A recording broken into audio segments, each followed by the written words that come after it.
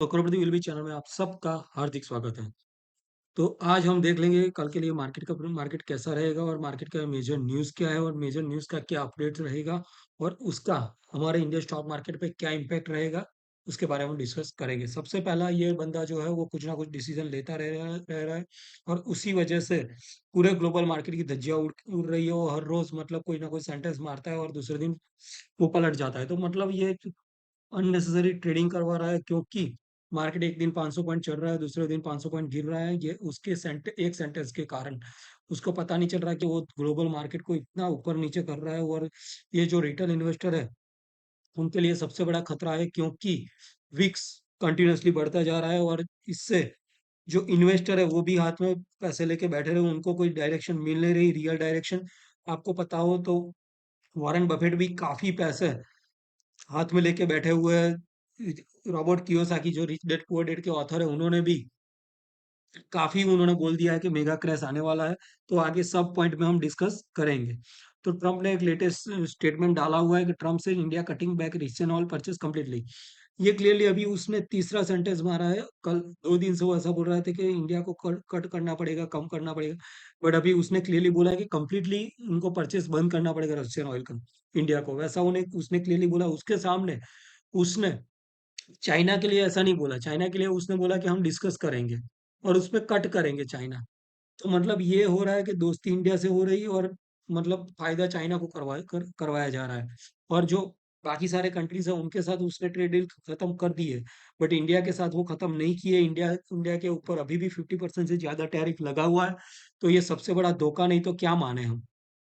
But फिर भी दोस्ती हो रही है तो कुछ ना कुछ बेनिफिट होना चाहिए। बट मुझे तो ये डायरेक्टली तो दिख नहीं रहा।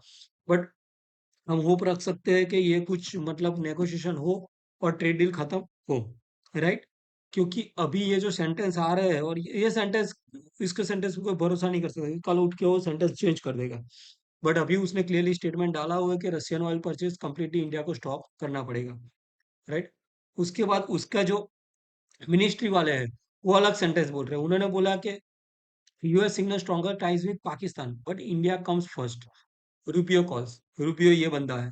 तो उसने बोला कि पाकिस्तान के साथ हमारा बहुत अच्छा रिश्ता है, बट हम इंडिया भी हमारे लिए फर्स्ट है, हम उसको स्ट्रेटेजिक डिप्लोमेसी को हम डिस्टर्ब नहीं करेंगे, वैसा उसका बोलना है। तो मतलब उसके यूएस गवर्नमेंट का जो उसका ही बंदा है वो अलग डायरेक्शन में बोल रहा है, वो एक अलग डायरेक्शन में बोल रहा है।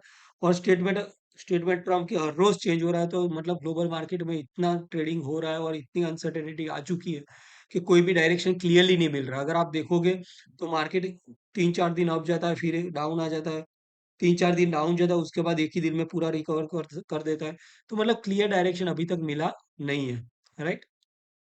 उसके बाद हम पॉइंट देखेंगे। ये क्राइसिस का आया हुआ है न्यूज़, सुपर बग क्राइसिस, जो ग्लोबल इकोनॉमी 2 ट्रिलियन ट्रिलियन का इम्पैक्ट आ सकता है 2050 तक। वैसा जो विंटेज की पलकी शर्मा है उसने बताया हुआ है, राइट। तो उसने क्लियरली बोला है कि जो सुपर बग क्राइसिस है उसको ग्लोबल कॉस्ट जो है, total global cost economy 2 trillion by 2050। तो उसने क्लियरली ये बोल दिया कि 2050 तक 2 ट्रिलियन का कॉस्ट लगेगा ग्लोबल इकोनॉमी को सुपर बग क्राइसिस से निपटने के लिए। वो क्या है वो आप इसमें पढ़ सकते हो। ये है EMR, एंटी माइक्रोबियल रेजिस्टेंस के कारण बढ़ती वैश्विक स्वास्थ्य आपत्ति है। इसमें बैक्टीरिया, वायरस, फंगी, उन दवाओं जो यूज कर रहे हैं उनको डायरेक्टली इम्पैक्ट होगा। मुख्य कारण क्या है? ज्यादातर प्रिस्क्रिप्शन लेना, गलत उपयोग करना, कृषि में उपयोग जो दवाइयाँ हो रही है, यात्रा खराब स्वच्छता, दूषित पानी, खाना पीना, वो सब।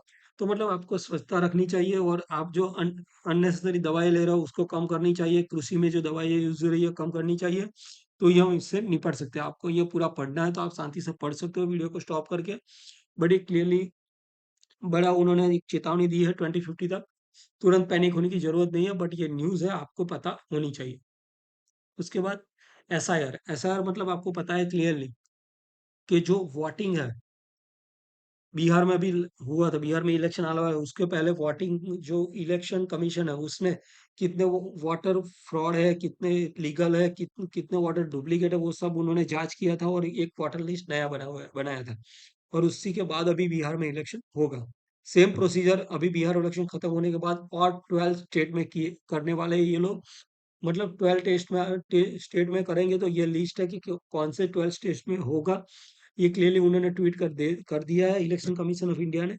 और क्लियरली अराउंड 51 करोड़ बंदे, मतलब जो आबादी है 12 स्टेट में, उनका वाटर लिस्ट चेक किया जाएगा। अगर आपके पास डुप्लीकेट वाटर है तो आपको देना पड़ेगा, वापस कैंसिल हो जाएगा। इलीगल है वो भी कैंसिल हो जाएगा। अगर आपको नया ऐड करवाना वो भी कर सकते हो, आपके पास लीगल डॉक्यूमेंट है तो वो सब होगा और ये 12 स्टेट में अभी लागू पड़ जाएगा। बट इससे मुझे लग रहा है कि इससे इलेक्शन जो गवर्नमेंट है या फिर ऑपोजिशन में उस पे काफी पंगा होगा, और इससे जो संसद है और या फिर संसद यहाँ पे लोकल में असेंबली है, जो स्टेट स्टेट लेवल पे, वहां पे भी काफी इसका अपोज होगा और इससे पब्लिक में भी काफी विरोध होगा, क्योंकि अननेसेसरी मतलब सबको भी परेशान किया जाएगा इससे।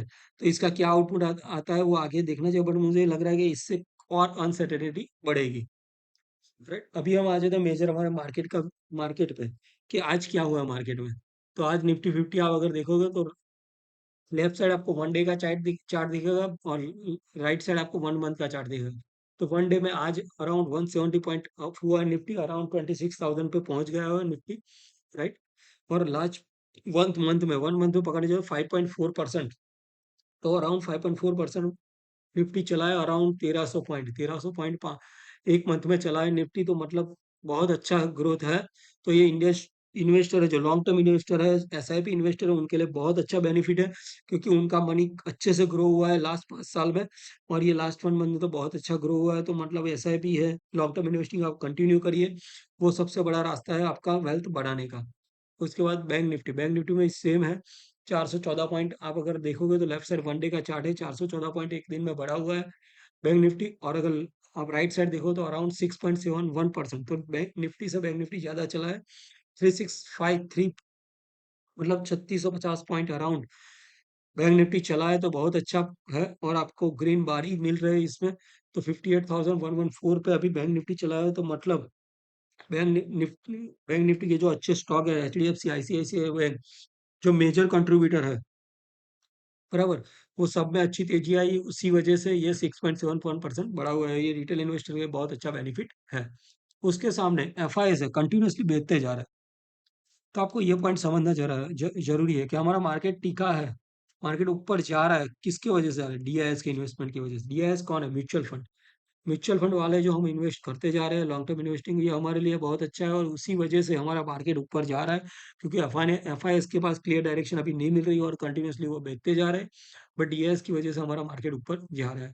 आज भी डीआईएस ने 2422, मतलब अराउंड 2,400 करोड़ का उन्होंने बाई किया। उसके सामने डीआईएस ने, सॉरी, डीआईएस ने 2,400 करोड़ का बाइंग किया। उसके सामने एफआईएस ने 240 करोड़ का सेलिंग किया है। राइट, उसके बाद क्रूड ऑयल का भी साइडवेज जैसा ही है, क्योंकि उनको भी डायरेक्शन नहीं मिल रहा। 2 दिन ऊपर जा रहा है, वापस गिर जा रहा है, तो आज थोड़ा साइडवेज हो चुका है।